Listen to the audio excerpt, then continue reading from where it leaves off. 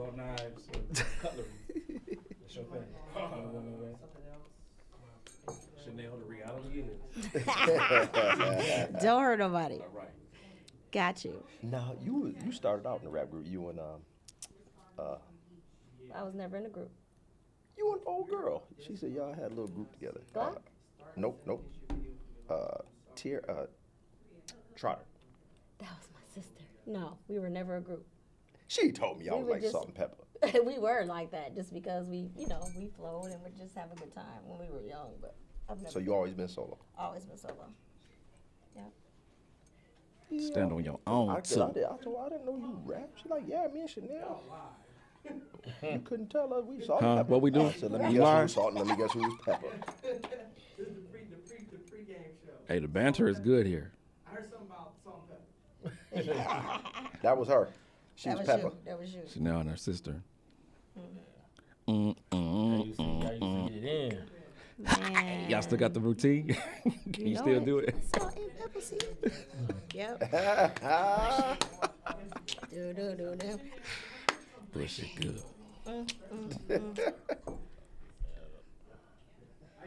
Play need to get us some jackets. This table is getting my nerves. Is it? Shaky Jake, so. These lights are so bright. I'm not ready to trip about it. I'm gonna put the graphics in after the fact. Shine bright like a diamond. Graphics after the fact. There's a couple things to get used to. We don't. Okay. Hey, so So they can hear us now, see us and everything? I think so. Oh, What okay. are you on? Cool. What platform? That's Oh, That's Instagram. dope. Okay. So it's just I getting love it. That's what's up. Oh, okay. And then they'll Hello. open up with it. Okay, that's dope. I like that. Pretty dope. I'm glad they. The party will begin soon. I'm Please glad stand they by. called Miss Reality to add some estrogen to all this testosterone. So it'll soften the blow. Please stand by. Intro y'all and then that you have. The festivities are about to begin. Please stand by. Hey, do you mind if I slide in here between here? And I'm just gonna do a quick intro. I told y'all that mic was up for a reason. Yeah. Shouldn't we introduce you? Ooh, and I broke it. Oh. Hold on. Watch. I told y'all. There you go, like that. Shouldn't somebody introduce you? This is how we do it, because we do these all the time. Ladies and gentlemen, We stay on the podcast. the executive director of All of the Above Hip Hop Academy, Jose Moore. Oh man. Sound like you trying to be on the quiet storm. I was trying to Let give me him know like when we ready to I was roll. trying to give him like an award What's up, show folks type out there intro. listening in wherever land. all you, whenever you're ready. We ready to go? Well, cool. Without further ado, let's jump into it. Look, what's up, y'all? My name is Jose Moore. I'm the founder and executive director of All of the Above Hip Hop Academy, and you are now tuned in to the first of many, what we hope will be many, conversations around local hip hop history. It's only right to have the legends and some of the architects who have helped build this scene in the room with us today. And I just want to kind of lay a little bit of a groundwork and a few disclaimers, because we understand when it comes to history, it's not linear. It can be tricky. You know, it's less this way and more of a root system. And there's a lot of folks who play a part in what happened and what's happening now because of what happened. So the way we want to approach this is in a series format, where this may be the first of many conversations where we're going to have a rotating panel of folks who could speak on the history. But certainly in the chat where you're at right now, wherever you're listening to or wherever you're tuning in from, we want to hear from you too. So put, shout out the artists, shout out the people, shout out the, who owned the little record store or the record store or the corner store or the whatever, your uncle, your aunt, whoever put you up on hip hop and helped you better understand what was happening here in our city. We know that a lot of the heroes are unsung, but they're heroes nonetheless. And so what this is about giving folks flowers. It's not about taking anything away from anyone. It's not about excluding anybody from the conversation. But again, history is broad, and it's hard to put a thumb on all of it. But I feel like we got some qualified people in the room to help us scratch the surface and begin to unpack and pull back the layers of Lansing hip hop. And without further ado, folks listening out there in Instagram, Facebook, wherever, YouTube, welcome to Capstone Live. And to your host, my man, Mr. Joe Walker, the people's champ. Y'all, you know him. You see him around town. He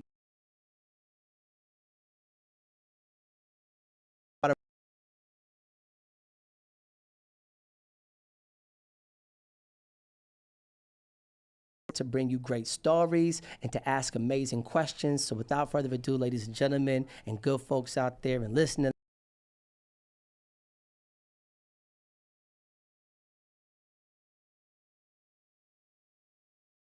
my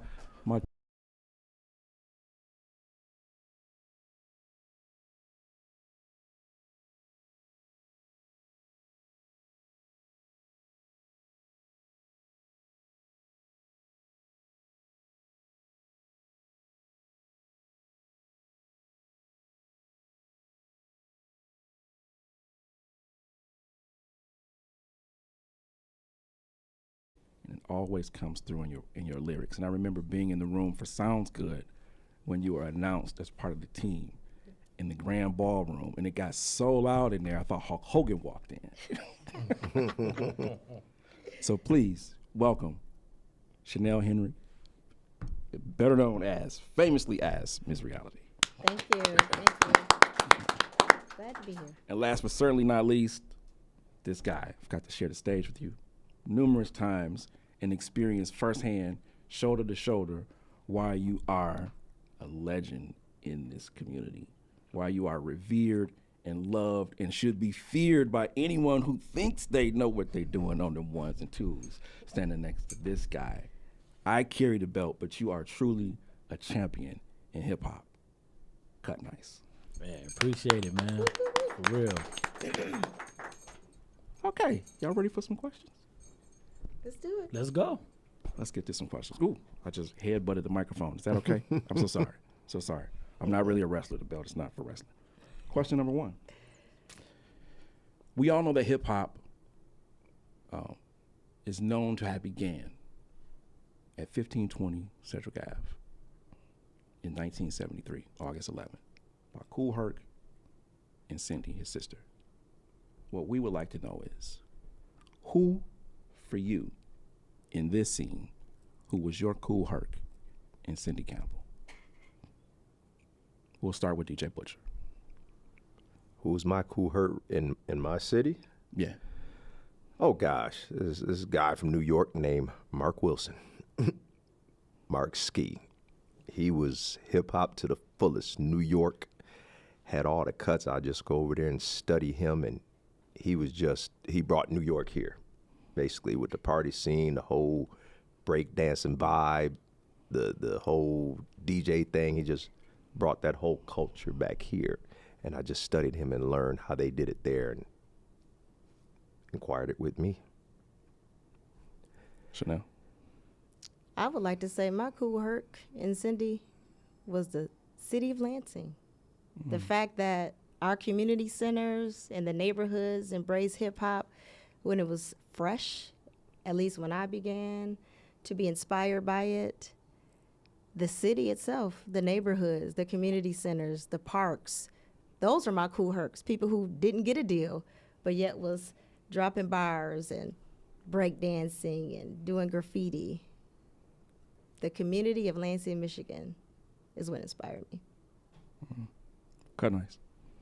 My Kool Herc was definitely a group of DJs. They call themselves the Supreme Union DJs with this guy down here, DJ Butcher. He was like, I mean, maybe the founder of it, but it was a group of guys, man. I watched them one good time. That's all it took, and I was dead in. I was in, like, that was they were my Kool Hercs. What did the layout of hip hop look like in Lansing? Cut Nice, you can start. I mean, you got them at all different directions. Cause I mean, the layout was just, I mean, you got people breakdancing in their driveways. I was seeing that. I mean, you were seeing graffiti getting put on schools, not even supposed to be, but I mean, they was getting put on elementary schools. They was getting put on, little railroad trains or whatnot that we have. They're not the subway ones, but they were still, hey, I would see it. I would see the graffiti, I would see the breakdancing, and of course, all the hip hop itself, like the rap artists, even R&B artists. I mean, it was that was a good time, just seeing it as a kid. Yeah. You know what I mean? And I didn't really understand a lot of it, but I was intrigued. I was alert and I was into it. So. When did you go from intrigued to actually caring about it? Oh, firsthand. I mean, when I saw a guy breakdancing on the cardboard, I was just like, dang, I could do that. I could spin like that, Didn't know that it took a little more than just grabbing and think you could spin.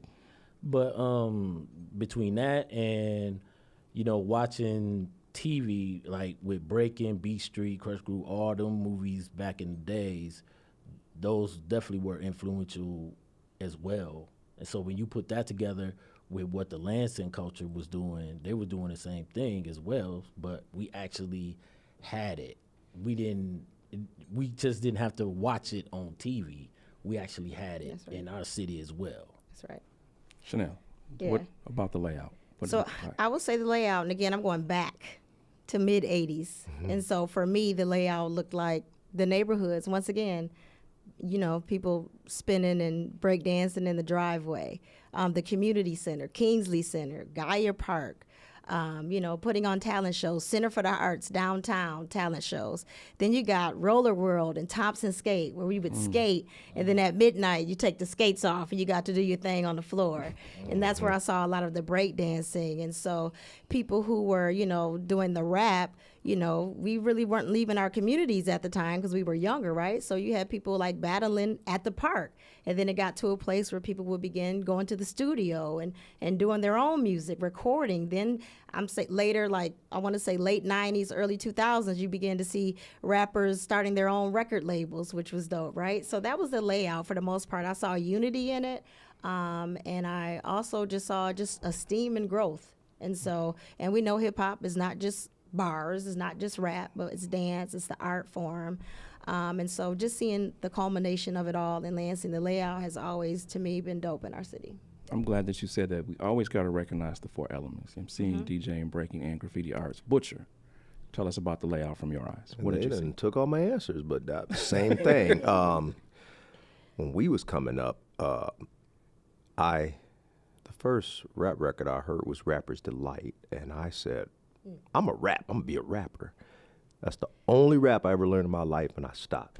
I said, nope, I'm gonna be a producer and stay behind the scenes, because I couldn't do it. I learned that one rap, so I would start beating on the table, hip hop, and then me and my rapper and a whole bunch of us would set up outside at Kingsley over there and have battles.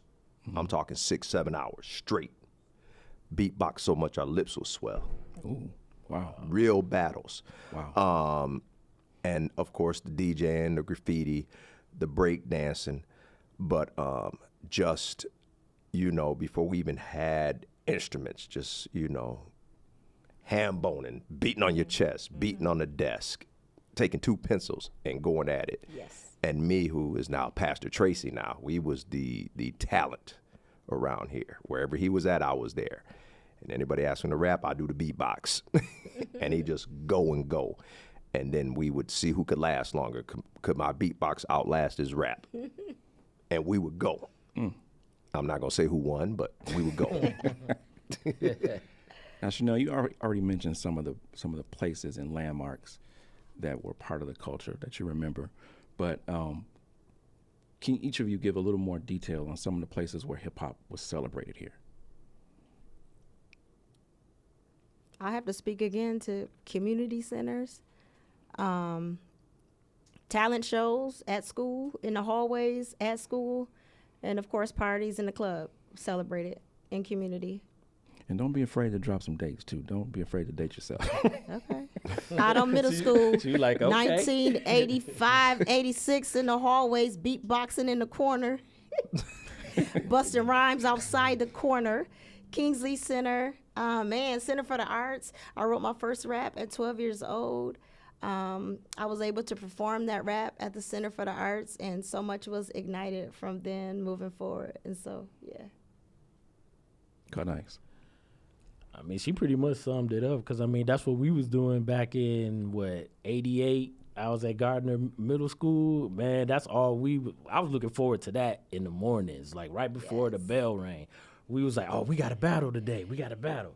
You know, I mean, it was just so much fun. And it was like, I don't even think they rhymed when the lyrics was going out, but the fact that we was having fun and the culture, we were just enjoying it, you know. And of course, I was beatboxing too, and I never rapped, so I was like, no, I ain't doing that either. But just the fact that we were doing that every morning, and we would have, when we had the rap battles, we got somebody break dancing, trying to battle each other. You know, they break dancing. You know, like they going like with Electro Rock versus, you know, TKO, you know, off of, you know, breaking. You know, we was actually doing that in the hallways, you know, but, you know, the principals coming, hey, cut that out. You know, they trying to say that as horseplay. We looked at them, we was like, horseplay? We was like, you know, this is hip hop is what it was, you know, what it still is. Right. Can I add something before Butcher speaks? Sure. I have to say this as well, and I always speak to community in the city, right? Celebrating.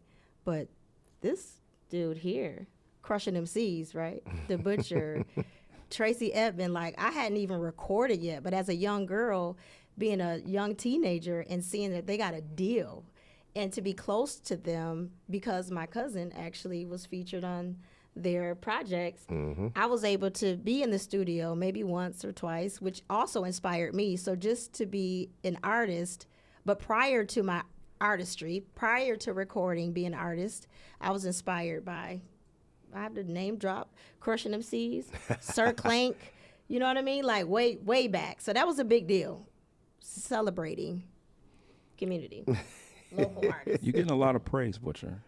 Man, we did a lot around here, man. We did a lot.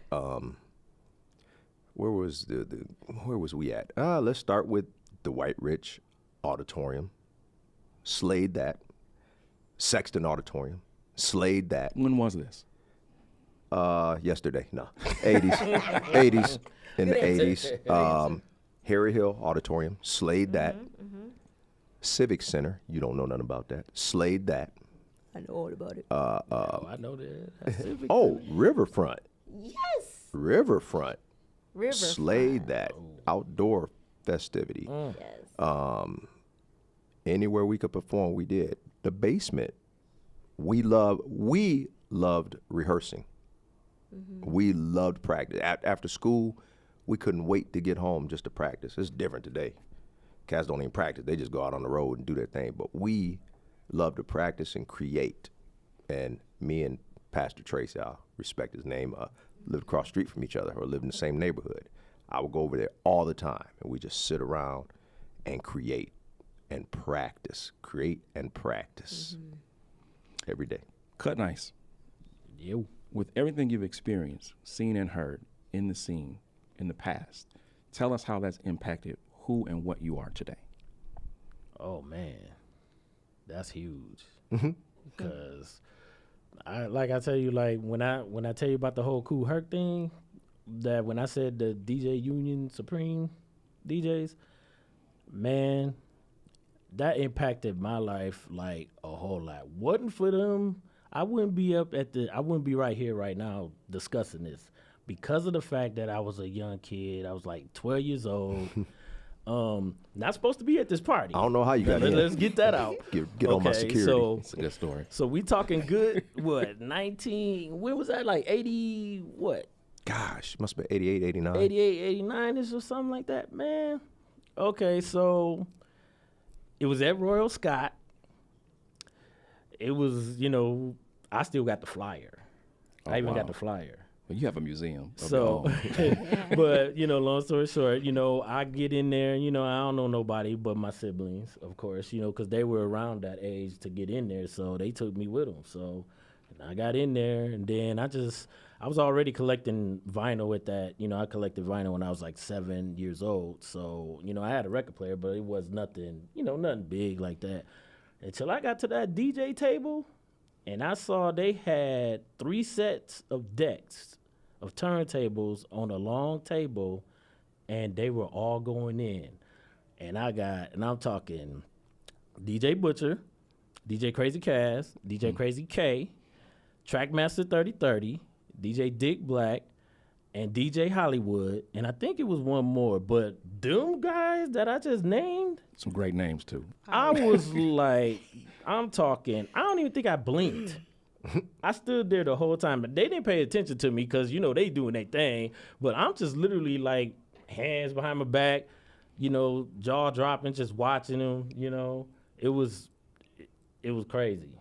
That's all I can say. And like seeing them not only just playing music or DJing, but they were having fun and they were just embracing their craft and they were showing it to everybody out there that came out to this party and support, because that party was packed. I mean, it was wall to wall, and I don't know if you've been in Royal Scott, but they had that entire area packed, Wow. wall to wall, and I didn't care who was there. I was looking at them the whole time.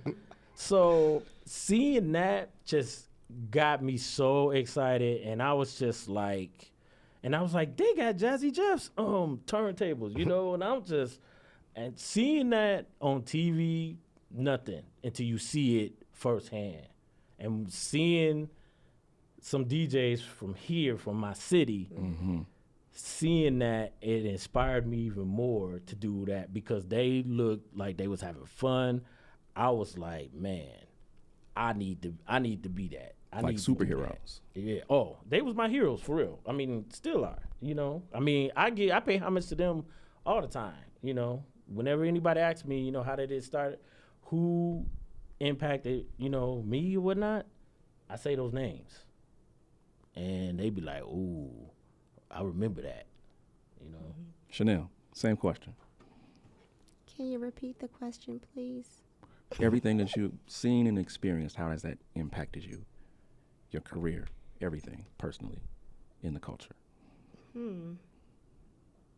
Impacted greatly. Again, I keep speaking, taking it right back to community, having opportunities to, share the gift and it being embraced, as well as seeing others, like I said, I spoke to the Crushing Them Seeds, like getting deals and doing music videos, which inspired them more.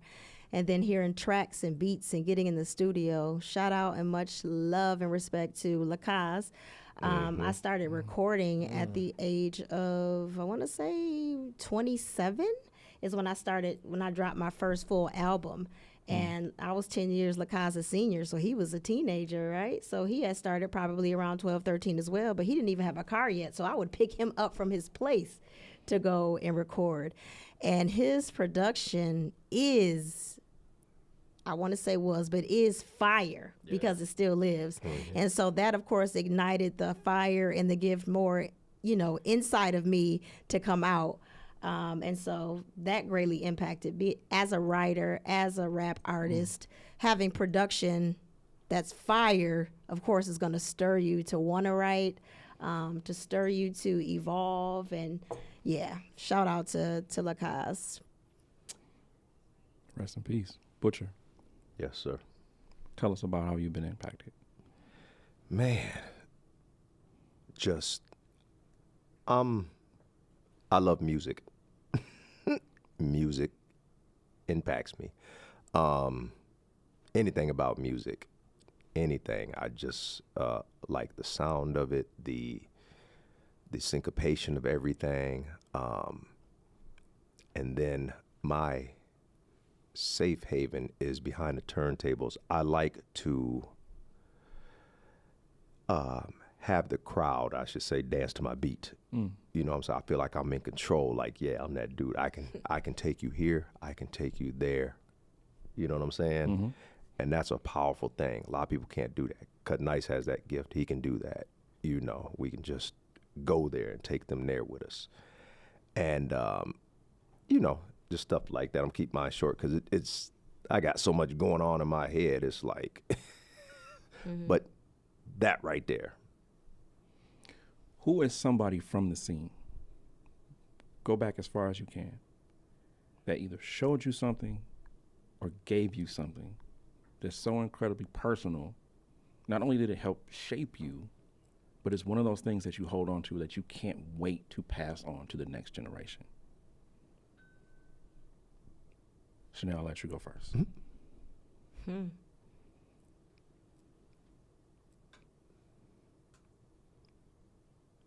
Something that somebody gave me that I cannot wait to pass on. I'd have to say, speak to opportunities again. Just creating spaces and opportunity to share my gift, my creative expression. And so even as I work with youth who have the gift, whether it be dance, fashion, artistry, rapping, creating opportunities. And an opportunity could just be your ear. Just pause and just say, let me hear what you got. Let me see what you've made. Let me see what you've created. So for me, just opportunity. Cut Nice. For me, it had to be this word of wisdom that was given to me by my uncle, Les Majet. You know what I'm saying? Big shout outs to you. Les. He's a real talented musician. You know, he owns a band called the Power Lights. But when he first heard about me DJing, when he first heard I got my first gig, he told me, he was like, everybody in this world is born with a special talent. It's up to you to pursue it, to find out what that is and pursue it. And when you know, you know. And he said, nephew, you got it. He said, I believe you. I know you got it because of the fact that all this music you're collecting, you really determined, you found your talent, you're going to do it. I kept that, ran with it, got it to where I'm at now. And I tell anybody else that looked up to me or that asked me for advice before, and I told them the same thing. So I'll just keep that going. That's a great answer. Butcher? I got to give a shout out to the man who has me and Cut Nice in here, DJ Hollywood. He, if it wasn't for him, I'll probably be a janitor somewhere. He's the one that got me started in this, and over the years, the stuff I've learned, I share everything. I got cats coming to me now offering, man, we need to do a story on you. You need to do a podcast, man. You got so much knowledge, blah, blah, blah. I'm like, man, I don't want to talk about that. That stuff was old. You know what I'm saying? It amazes them how we used to do stuff. It just amazes them how we created the creative out of nothing. Like, we'll just look at that wall, and all of a sudden that wall will be a drum machine just out of nowhere. And then they'll ask, how'd you do it? And I share that with them, how we got certain sounds and styles. But I had to definitely give a shout out to Hollywood. I always pay homage to that guy all the time. And when I meet other DJs, when I travel, they ask, man, how long you been DJ? How'd you get into it? And you know, there's a Hollywood in every city. DJ Hollywood. I was like, my God, Derek Templeton, DJ Hollywood got me in this mess. He is that guy. And it trickled down from him to, you know, everybody. Cut Nice, everybody. Everybody's DJing because of Hollywood. Yeah. And then there's some before him, you know, Kevin Leak, Dr. Strut, you know, the older cats. But Hollywood really, when hip hop came along, that's who put us there. And Mixtape King. I'm talking real mixtapes, not no just doing the cassettes. Yeah. Pause tapes. You just inspired me to ask another question before I move into the next one. Okay. Very personal for each one of you. For you, rest in peace, Jerry West. who would be the logo of hip hop here? Just like Jerry West is the logo of the NBA. For the Lansing hip hop scene, who would be the logo for you? So y'all don't be fighting about this. This is theirs. Is this DJ, rapper, or? Period. Oh, just be okay. Man. I'll just say it. I was DJ Hollywood. I knew you would say that. That's what made you have prompt the question. I tell you, you inspired me. You inspired me to ask that question. He got me and him talk about that stuff too, and it's crazy because, you know, this is for another show, but I'll just give y'all a little juice. So we couldn't afford turntables, so y'all over there is too young to know about this, but there was a record player, and it had the turntable on top, and it had a cassette in the front. And we rigged it to where we would jog it and have the turntable up here and mix with the cassette. So we would scratch with it, and the balance, you know how you got right and left, that would be our fader. And we made mixtapes just like that. I told every DJ around the world about that. They look like. And I asked Hollywood, I said, dog, where did that come? I know it was God sent, but how did you come up with that? Man, I was just messing around. You know, it come easy. I was just messing around. But to see that, and I went home and did it, and it worked. We didn't start out with no 12s in the mixer. We started out with all-in-one turntable with the cassette player and mixed with a cassette and vinyl. That's it. And the balance from right to left speaker, we converted that into the crossfader. We got to clap for that ingenuity right there. That's wow.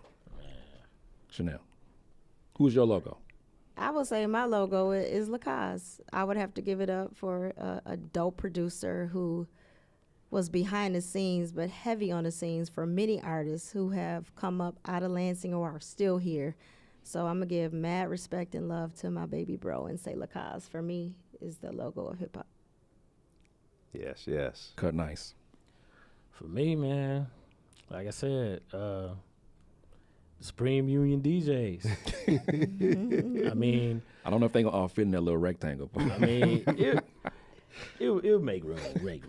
But reason why I say that though, not only just because of that night at that party, but the fact that, you know, I would hear their names everywhere else.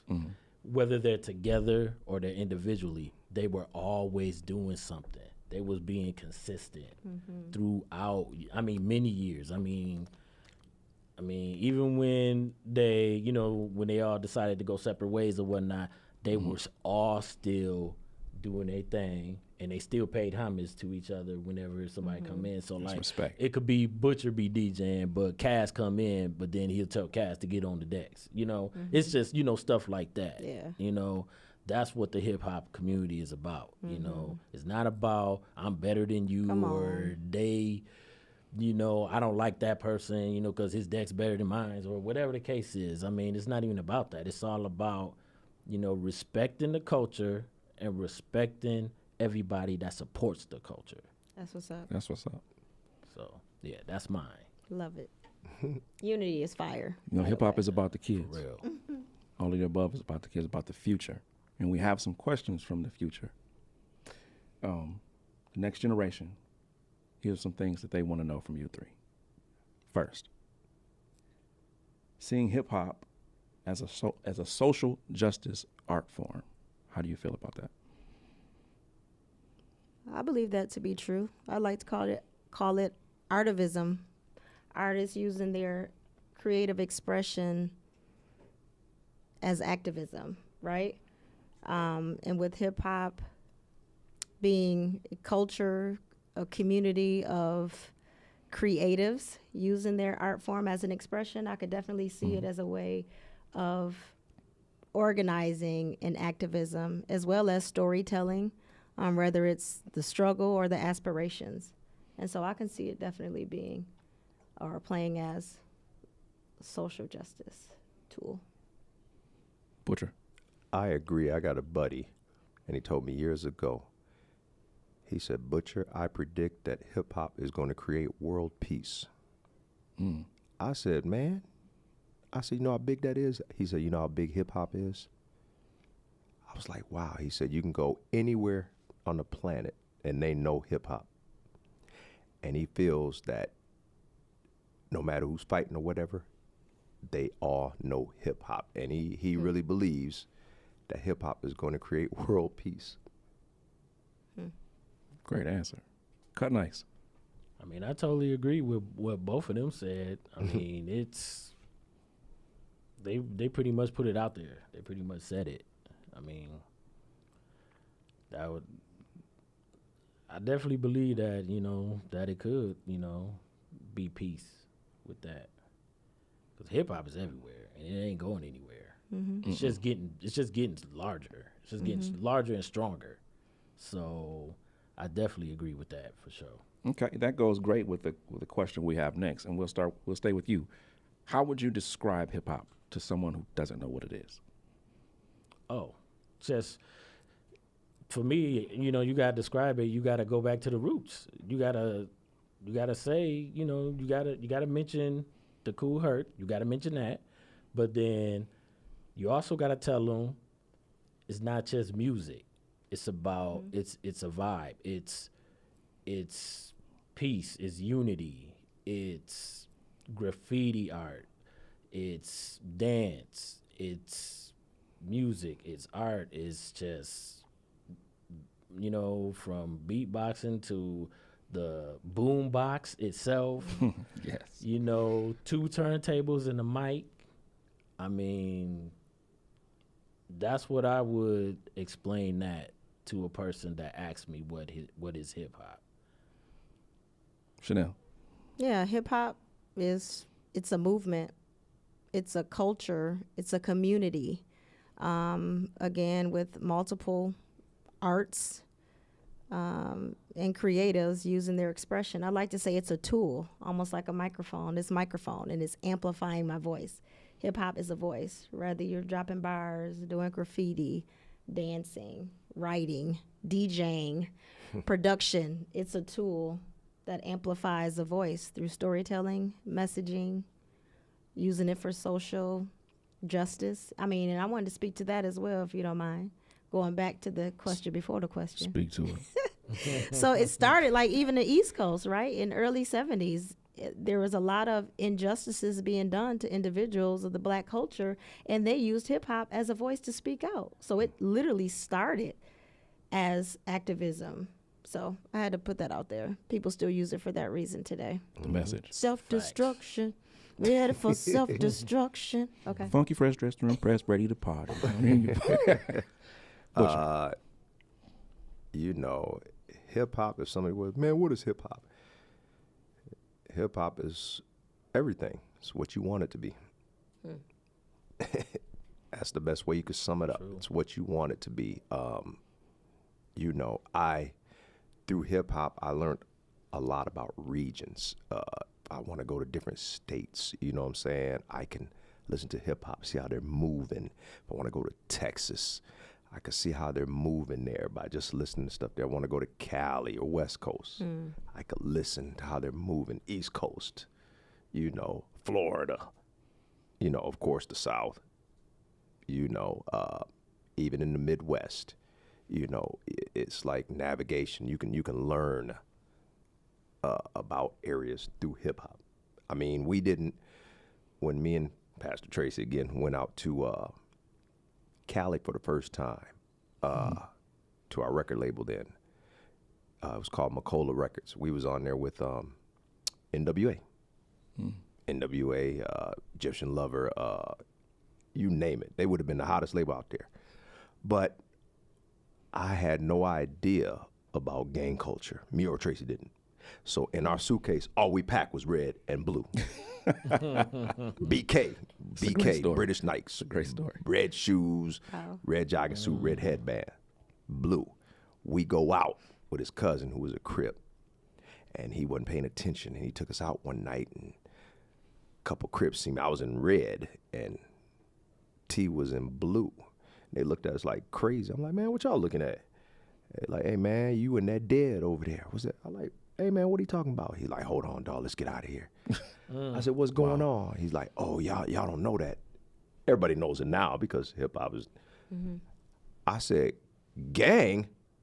I went and looked it up, G-A-N-G. I'm like, you know, we don't have that here in Michigan. I'm like, what? Man, me and him was matching jogging suits, so it confused everybody. I wear a red top and his blue bottoms with one red shoe and one blue shoe. I like, ain't gonna be no solid colors. I had no idea. They like, oh yeah, the gang community's heavy out here. I had no idea. I'm thinking it's Cali, you know, all we see is the Hollywood. I'm like, oh man, we here. Nah, it's a whole nother side, you know, and so there again, hip hop helped us to navigate through that, you know, just by going out there and seeing the movement. And that's why groups like NWA had their voice to speak on how it was out there. What they was talking about was how it was out there. And seeing you just gave us a piece of history that none of us knew about, this experience that you had, and you are so instrumental in this scene. So thank you for sharing that. And to the audience, so I agree that Butcher got like the best voice, like like smooth as ice cream. All right, so I'm gonna start firing off some more questions for each of you individually. I'll start with you, Cut Nice. Was there a big dance scene here?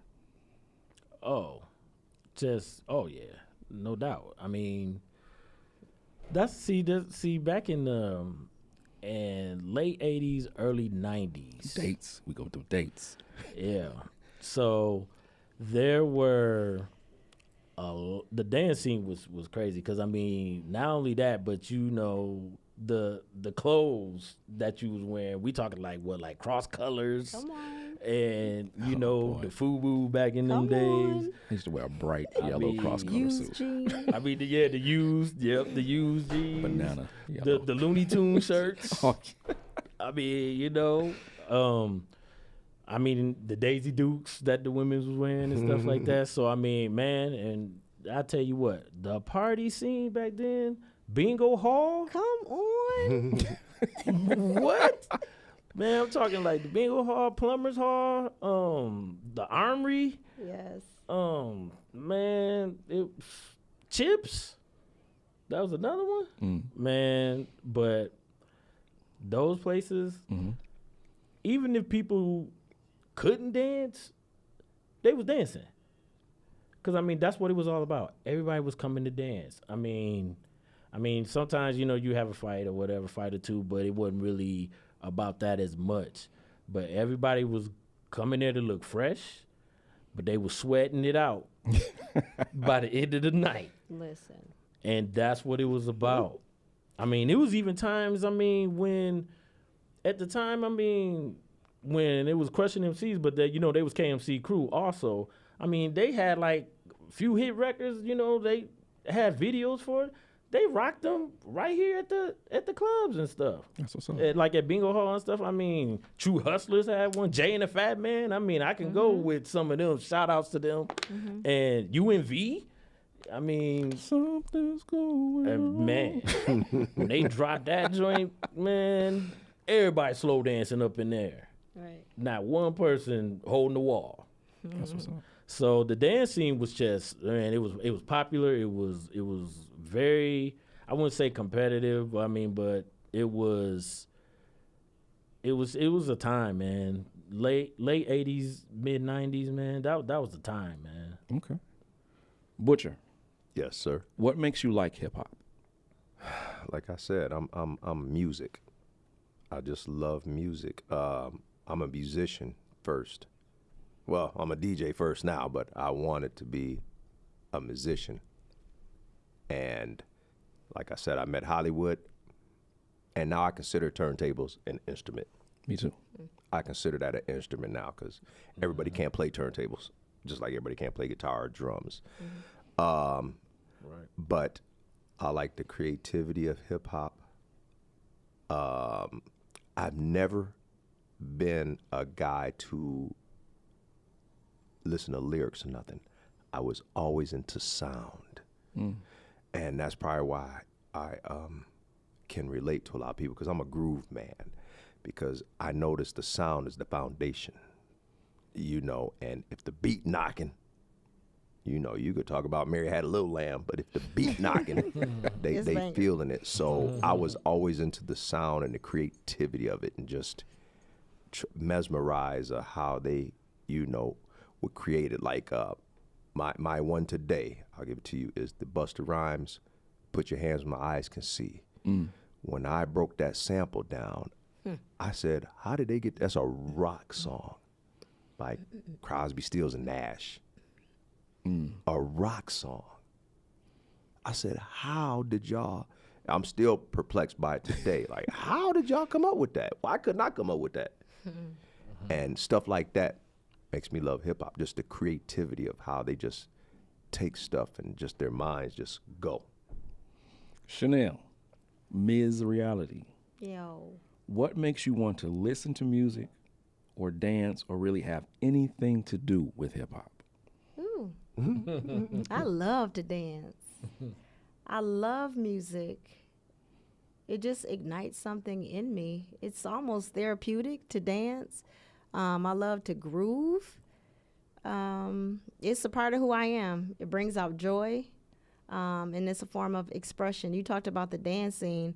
We had it here. And I can go back to Roller Road and Thompson Skate. When the skates came off, folks was grooving.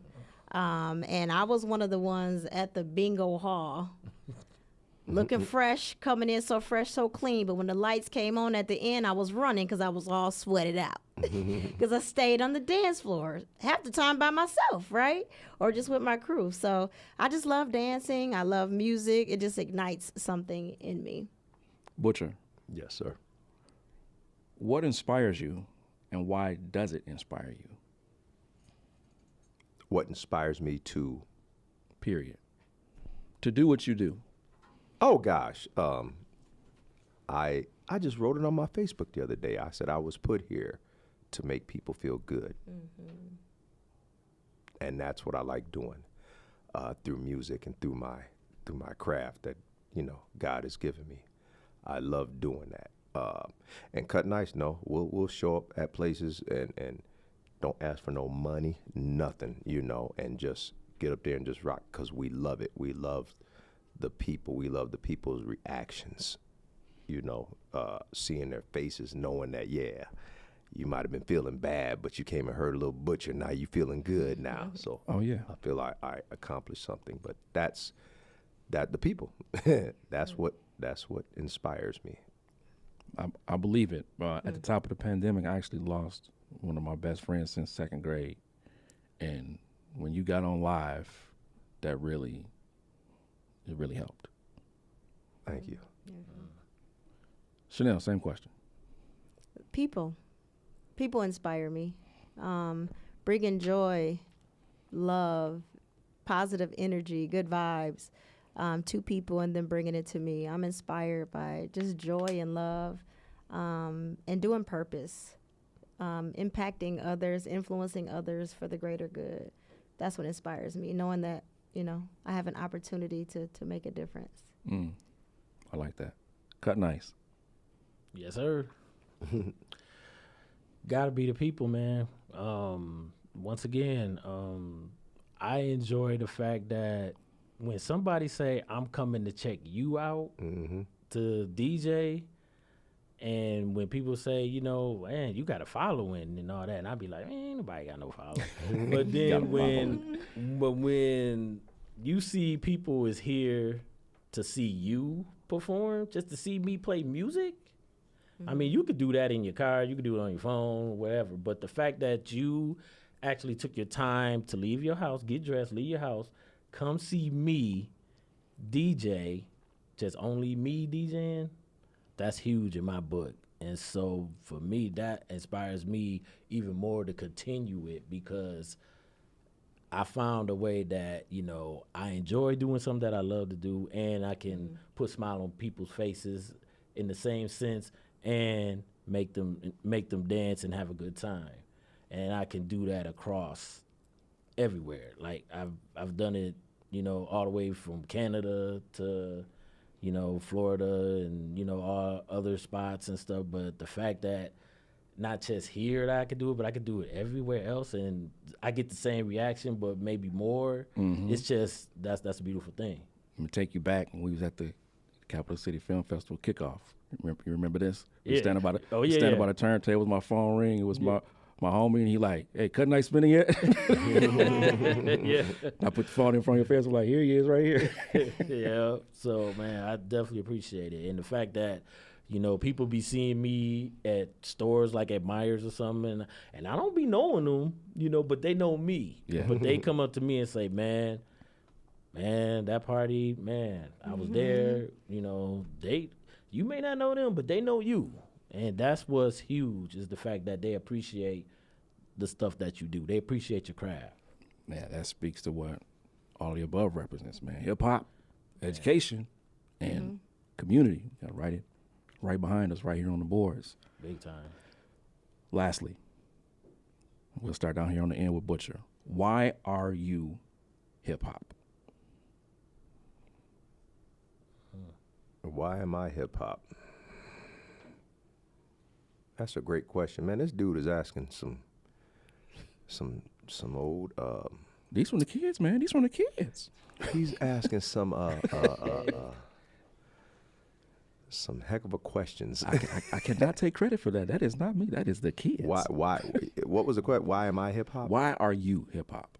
Ah, gosh, probably because everybody can feel that I love it. I mean, that's the best answer. You know, we don't when we do it, we don't think about it. You know, but it comes across as, you know, he loves what he's doing.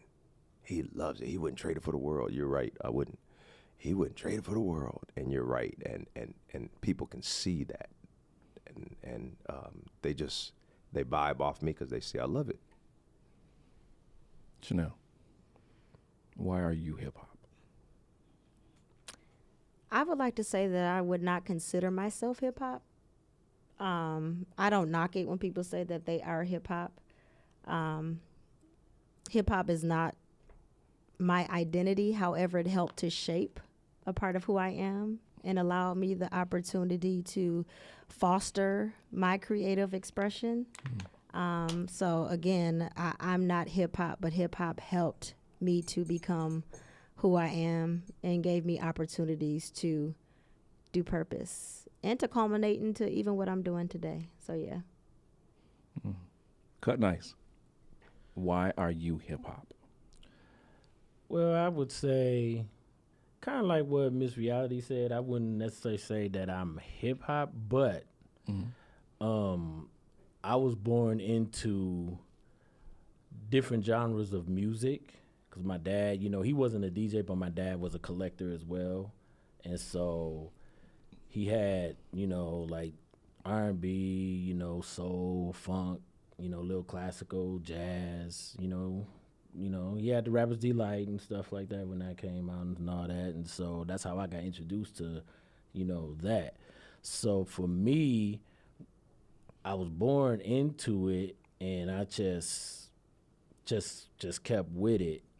And me being a collector, starting off, like I said, like around 7, bought my first record was the Fat Boys album. So buying that, you know, that was their best album. I love that album. Yeah. But just saying that with me being hip hop, I just love music itself. So that doesn't mean that, I mean, because I can go to a party and I can do hip hop, but I can also do other genres. So I'm not is still hip hop. Yeah, but you know, right. But anyways, on that. But like I said, music's just like it's a part of me. It's like my heart and soul. So, I just work real hard into anything that I do that's pertaining to hip hop. And so I just put that out there, whether it was mixtapes, whether it was just helping all the local artists around here back in the day, Even when I was on the radio station with Jay Scott, big up to my man Jay Scott when we did Battle of the Beats. Just doing all that, helping everybody else with their hip hop joints, just made me believe that, hey, I'm hip hop because I'm here to help anybody else the way how I got help. But the way I got helped was just watching. So. Okay. Let's go to the audience. We've heard some great dialogue from this panel today, but we don't want to exclude you guys. Do any of you have a question that you would like to ask to one of these three icons sitting here? Don't be shy. Ooh, I see a hand in the back. Yes, sir. I would like to ask, if y'all can each answer, if there were like, if you could pick like a few like core albums that really you felt that shaped either who you are as a musician or who you are as a human being. I would love to hear that. Shape who you are as a human being. That's powerful. Come on. An album that shaped me. It don't have to be just one because I can't pick just one. You can get it. Wow. It doesn't have to be hip hop. Do it just. No. I'll go. Mine was Prince. Period. Prince, because he is music. He is music. Mine is Prince. You put no artists. I'll have to say Michael Jackson and Janet Jackson. And then when you move it further, definitely Lauryn Hill. Miss Education of Lauryn Hill all day. Oh man, we be here all day with so many I got, but I definitely would have to put a Run DMC out there from the beginning because just in general, I just like what they were doing, how they brought things up, and I'm actually a Nita Baker fan. And so it's crazy because like I do this every day. Like when I drive, I go to work and stuff like that. There's one song I play by her every day, Caught Up in a Rapture of Love. So What? I didn't know that. yeah, that's what I'm saying. Yeah, you didn't know that. You didn't know Wow. that one. Yeah, I play it. Yep, it's in there. It's in my rotation every day because it's just hearing her like just sing.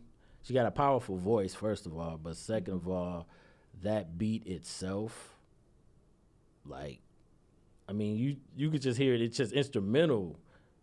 You can vibe to it. Just hearing her vocals without the music, you can vibe to it. So for me, I fell in love with that one because, like I said, my dad was collecting it, and I was like, dang, I like that song. And then I just turned into just playing it all the time, and I play it every day to this day still when I go to work in the morning. I gotta throw my 2 cents in, since a backbone of hip hop is rhythm and those drums. I gotta say, if you've never heard the Rumors album by Fleetwood Mac, talk about some incredible drums, man. Okay. Just throw that out there. Yeah. Yes, sir. Yeah, I have a question. You talked a lot about the things that inspired you in the past and how that shaped you. I'm curious to know, how do you feel, or where do you feel your contribution, or where the art is leading you to now, going forward?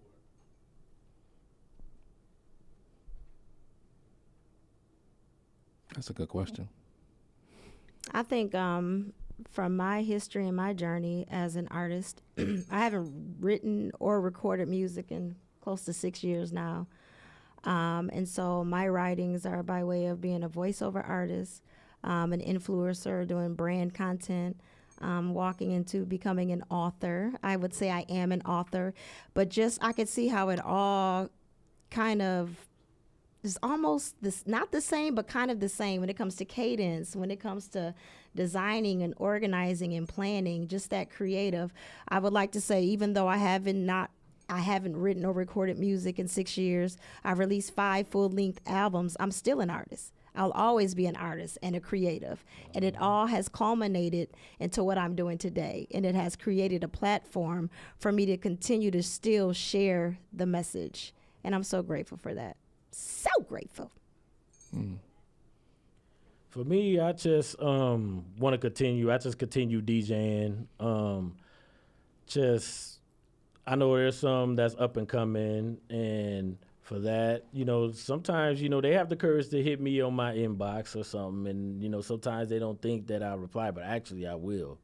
Because if anybody's asking me for any kind of, like just any kind of advice, which I have, gotten quite a few other DJs that's already DJing now, actually, I got them into it because they was interested, and they was like, I'm thinking about DJing, I really like, what you're doing. And I was like, man, go ahead and do it. He was like, what's stopping you?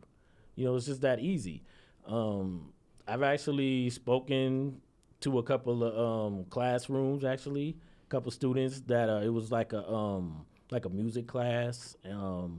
My friend, he actually invited me to come through and just to talk to the kids, and which is something that I generally don't do as much, but I was just like, you know what? Why not? Let's see what they got. But I was shocked. I mean, of how many in there that actually wanted to DJ, actually knew history of not just hip hop, but just like the art of DJing. I was blown away.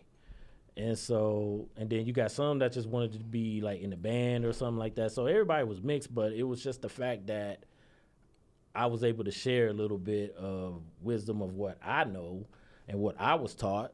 And, just to pass that on to the youth or to just anybody that's just interested. I mean, I'm open to that. So that's what I be doing.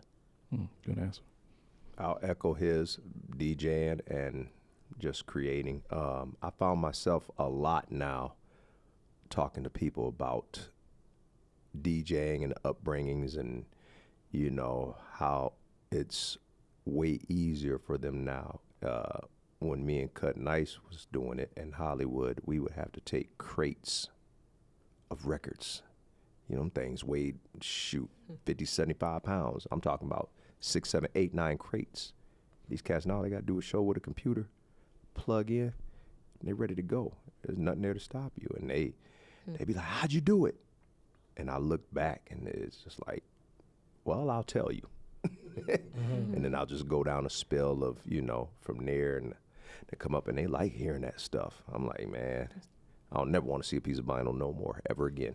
I'm done carrying it after years. It's a wrap. But yeah, just, talking with people and just, telling them my story and explaining, why you do this, if you move here, how you do this, and, kind of showing them how to read. Don't do it for you. It's not for you, it's for the people. You know what I'm saying? There's a certain place you can go to and, please yourself, but for the most part, they're there to hear you do your thing, but to make them feel good with what they want to hear. So that's the type of stuff that I'm sharing with these cats now. Okay. Oh. No matter where you go, hip hop is going to be misunderstood by some, stereotyped, a lot of misconceptions. So let's bring it back here in the Lansing area. From the three of you, what I would like to hear is a moment in time within this culture that you saw, felt, or experienced hip-hop express genuine compassion for the people in this community.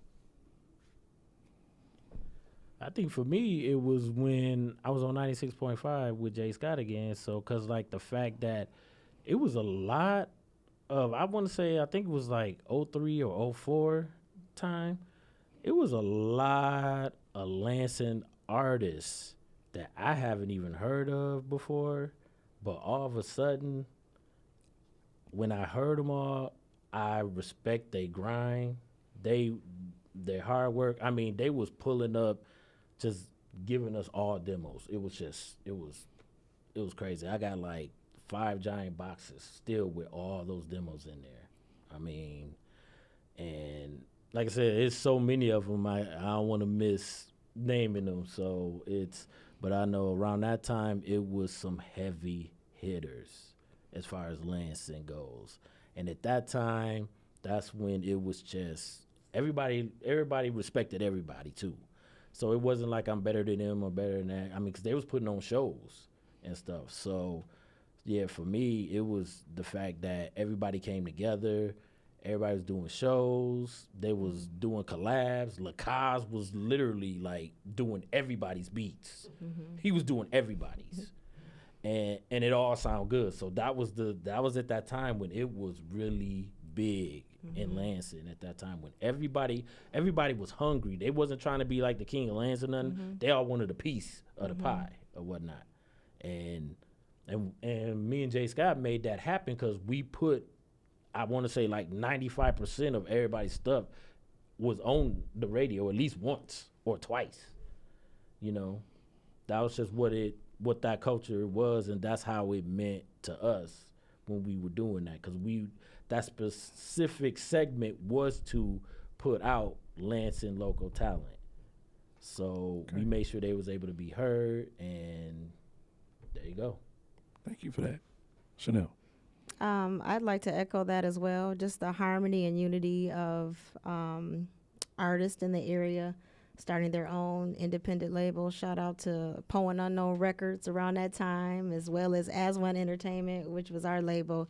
But just coming together as artists and labels and just doing our thing. Everyone was hungry. But for me personally, when I had my first album drop, Mama's Black Pearl, I had a release party at the Point After, and it felt like the whole city came out. And so for me, it was so encouraging and inspiring to just get that love and support. And then moving full speed ahead with my lifestyle change, surrendering my life to the Lord and beginning to use my craft to share the gospel, to see people still celebrate and embrace me with open arms with that as well. I had my first release of the first gospel album that I put out for His glory, and it felt like the whole city came out to the church for that release. So for me personally, I'm just so grateful for opportunities and for the community and the people embracing my gift. Butcher. Yes, sir. In closing, your answer, expression of compassion, hip hop. I'll accept it. This talent coming up now, calling me OG, and giving them advice and kind of guiding them and trusting my judgment. If they give me something, I'll give them constructive criticism. I'm not harsh. I don't say nothing's garbage. I'll give them an alternate thing, and they'll be like, man, I appreciate you. I never thought like that. Like, yeah, just do this, do that, and you can have something. And the one thing I tell all these artists, don't worry about here. We're from here. We all know you. Go out, work your way back. That's when everybody appreciates you. Don't worry about here. Right. Because when you go out of town and see the love that they give you, man, it's unbelievable, that they don't know. And I tell everybody that. Like, don't concentrate here. We're going to be there. We're just a little behind, but we're going to catch up. Do your thing and come on back. I hear a lot of artists, they'll come to me like, man, we don't get no support here. Like, don't worry about here. You got Detroit, you got Jackson, you got Grand Rapids, you got all these little cities, you got Chicago. Why you worry about Lansing? They'll come. We're just slower. We'll come, we know you. So, get out there and grind. We want to see you put in your work. Because if they'll accept you out there, they'll accept you anywhere. To everybody listening, everybody here, everybody watching, we want to say thank you. This was a great experience. I want to thank you for everything that the three of you shared. Please, wherever you are, a round of applause for Butcher, Chanel, and Cut Nice, please. Thank you. Thank Can I say one you. thing before we take off out of here? Absolutely. And we just scraping the surface. That was a deep, deep cut, though. that was a deep cut. We're celebrating Lansing Hip Hop Day. The city recognized this last year, June 26th, and instead of putting on a concert, instead of dancing, we appreciate the recognition. You know what I'm saying? I think we determine, how we celebrate and what we're gonna do with this platform. But it just made sense to go back and lay a foundation. And I think this is something we want to continue to do, at least annually, at least every June 26th, we open these mics back up and let somebody else speak on their perspective and their experience on Lansing hip hop. But for our first one, everybody who's out there watching, thank you for tuning in. One more time for our amazing panelists, our esteemed panelists. One more time for the homie Joe Walker. For our students, our AO students and our AO grads, our crew members, our board members, make some noise for AOTA in the house. And Marcus Davis, Carla, all right, Jason, Lansing Public Media Center, thank you all. And thank you for tuning in. Big J! And we out. Thank you.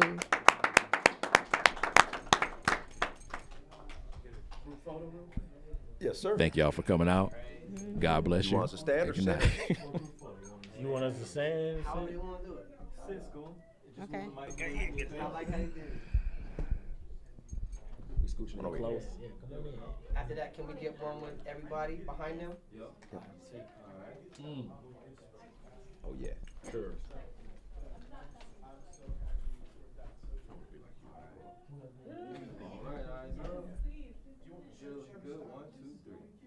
Yeah, we can let it Awesome. All right, everybody. We can let it linger for the Your phone. group behind y'all, and then you good to go. Please join us. You part of this. You part of this family. Yeah, this is tight. Yo, the single unit turntable with the tape You don't joint. know nothing about that. Hey, I don't. My version of that You was gotta go Google it. and Yo, Google it. yo, somebody in the chat was saying how Prince Paul used to do that. All right. On three. The Emerson record player. 1, 2, 3. Awesome. Thank you so much. Who said Emerson? I did. That's exactly what we had. That's what I had. Yeah. That's exactly what we had. That's exactly what we had. Yup, I Yep. used to do the same. What she say? Yeah, everybody in there. Everybody. I chuckled when you said it. I just That's exactly what it was. Yeah. The crazy thing was I don't do that, my Johnny. like this. Like the middle section was over here and the turntable was up top like that. Yep. That's wild, man. Too bright. polish. You know how long that sticker's been on there? Oh, I can't do this. Well, one. that's okay, It's too blurry. Here. Move it in, brother. Hopefully we have enough. At least you recognize it. Most people don't recognize You gotta stop. True. You gotta stop yourself. Okay, Right. here. Like a Do you want to do smoking it? Okay. These lights been on me Okay, so heavy, I ready, can't get in really close. see nothing right now. Okay, here we go. We're in close enough or we gotta get in? And to, I do have a long wingspan. Can you Can I get, yeah, there we are. All right, here we go, y'all. Oh, you're kidding me? It does? Yes, it did. It really did. Did it die? Yeah. Here you I'm go. so serious. I didn't know. It was my fault. Is this a curse? I hope it's not. You got a phone? Okay. Okay. Here we go. Is this wide enough? Nope, hold on. Reverse it. Let's bring it in. Let's tighten Yeah, it. all right, Let's tighten it is up. this- Tighten it up. Crew up. All right, here we go. Everyone ready? Yeah.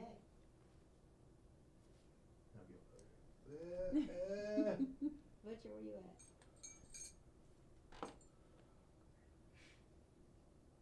There's lots of it. You gotta sit it onward. Thank y'all so much. Thank you so much. So wonderful to have y'all. If I can, man. Yes, Have the, absolutely a Don't pleasure. you gotta take another picture with this? It's kind of customary. Like, It is every time I see you- customary. Yeah. I have all sorts of antics with this thing. You know how it goes. That's why I said I wouldn't do it. So fun. Like, I was talking to her about You should wear it. rapper Tracy. That doesn't fit me. Why would that fit me? There's no reason that should. I am both big and tall. This belt does not feel like it's got that vibe. You see these buttons right here? Okay. They know what's up. Okay. With the guy. But it is amazing. Discussion, my brother. Yeah, man, thanks, man. Appreciate it. Yes, sir. Yeah. Hit your chat. Always a pleasure. Some advice on the DJ. Oh, for sure. For sure. Doing this is really cool. It was a great conversation. Just amazing. It looks really good. In fact, like the fact that it was going on Instagram, which is vertical, and YouTube, which is wide, like it was tough from our side. We carved y'all up, did right by it. So it looks good. I hope you check it out on wherever they have it right now. We're gonna put it on the community TV station as well. So yeah, there's gonna be. I just basically got to give y'all better graphics. So I'm gonna do that, and I'll have something. I'll send it out to Carla tomorrow because I gotta try to get off my desk as fast as possible sometimes. But I got the audience in a couple times when they were having their questions. So I think we got all the parts. I got like an hour and like 15. You still doing it shows that like it's not like We're doing it this Saturday. Right. at the highest level. Right, if I send you this video, At the highest level, you know what I'm saying? hour So 15. thank y'all for continuing to do what you do and for all the work you've done. We want to slim it down to an hour. I want to make the right Thanks choice. for And having me. like it's all, there's a lot of good things there. If I send you a draft video to check, do you think you might have some ideas on maybe like this is the least performing question? Stuff like that, where it's just like, can I slim 15 minutes an hour? I would love to see it. Absolutely. All right, that's what I'm planning on doing. Because being in the moment is different. But Yeah, that's look at it, it's like, exactly it. Because like one of the questions we were like, you know what? I got a lot of similar answers for those two things, so maybe it's like let's lose the first one, the second one, or something. Like always divide it up and make clips. Take that piece out, make a clip out of it. Something different. Just throw it online. Throw it on Instagram or wherever. Facebook. That's it. Footage is there for you. You can use it however you want. Well, yeah, absolutely. We are, yes. But it's not recorded though, right? I'm cutting it off. Yeah, I don't know if I can add. I sat there and got